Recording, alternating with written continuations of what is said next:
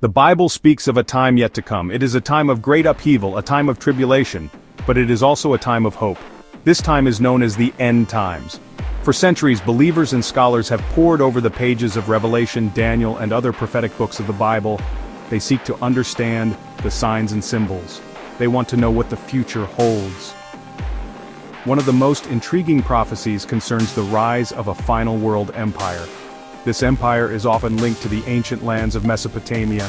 Many believe that this final empire will be a revival of a past empire. They point to the prophecies of Daniel and Revelation. These books speak of a succession of world empires. Could history be repeating itself? Could the seeds of this final empire be sown even now? These questions grip the hearts and minds of those who watch and wait. The allure of prophecy is undeniable. The book of Revelation in particular offers a cryptic glimpse into the end times. John, the author of Revelation, speaks of a beast with 7 heads. These heads represent 7 kings or kingdoms. He also speaks of an 8th king. This 8th king is said to be of the 7. What does this mean? Could it be that this 8th king represents a revival of one of the previous 7 empires? The idea of a revived Mesopotamian empire is both fascinating and frightening. It is a reminder that the past can cast a long shadow. It is also a reminder that the Bible speaks of things to come. Whether or not these prophecies come to pass exactly as we interpret them, one thing is certain: the future is coming. And it will be shaped by the choices we make today. In the book of Revelation, John writes of 7 kings. These kings represent 7 empires that have dominated the world stage.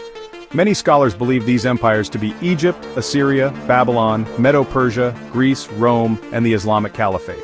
Each of these empires rose to power, leaving its mark on history. Each, in its turn, fell. Yet Revelation speaks of an 8th king, an empire that is both new and old. This 8th king is said to come from the 7. This has led many to believe that the final world empire will be a revival of one of these previous empires. The idea of a revived empire is not new. Throughout history, empires have risen and fallen. Often the seeds of an empire's demise are sown in its own success. As empires grow powerful, they become complacent. They become decadent. They lose sight of the values that made them strong. Eventually they are overthrown by a new power. This new power may be a foreign enemy, or it may be a force from within. Either way, the cycle begins anew. But what if the cycle is not random? What if history is not simply a series of unconnected events? What if there is a plan? The Bible suggests that there is. It speaks of a God who is in control, a God who is working out his purposes in the world. Could it be that the rise and fall of empires is part of his plan? Could it be that he is using these empires to accomplish his will? These are questions that have puzzled theologians and historians for centuries. There are no easy answers. But one thing is certain: the prophecies of the Bible offer a unique perspective on history. They provide a glimpse into the past, present, and future. They remind us that we are not alone in the world, and they offer hope for a better tomorrow. The prophet Jeremiah spoke of Babylon. He called it a destroying mountain. Jeremiah predicted its conquest, but he also hinted at its return as a destroying power. This prophecy has intrigued scholars for centuries. Could Babylon rise again? Could it play a role in the end times?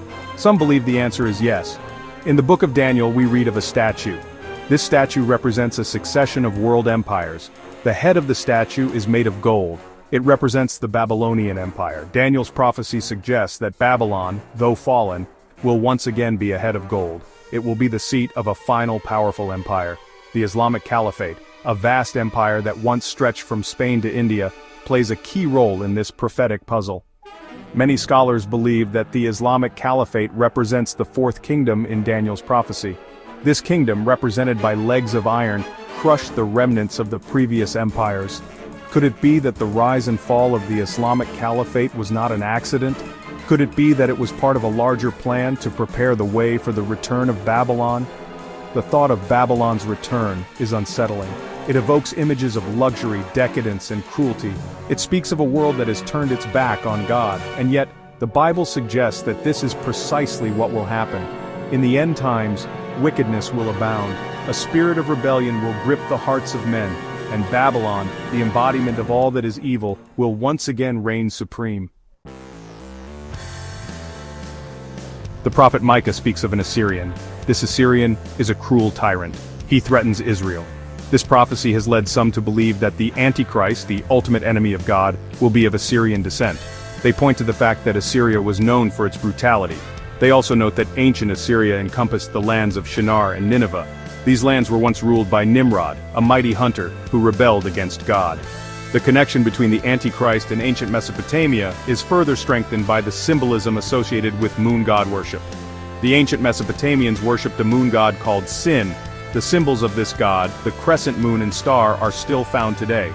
They are prominent symbols in some Middle Eastern cultures. Could it be that these symbols are harbingers of a coming darkness?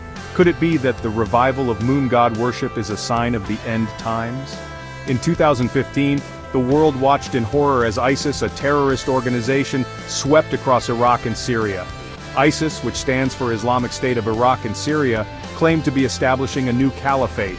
Their brutality shocked the world. They destroyed ancient artifacts. They persecuted religious minorities. They committed unspeakable acts of violence.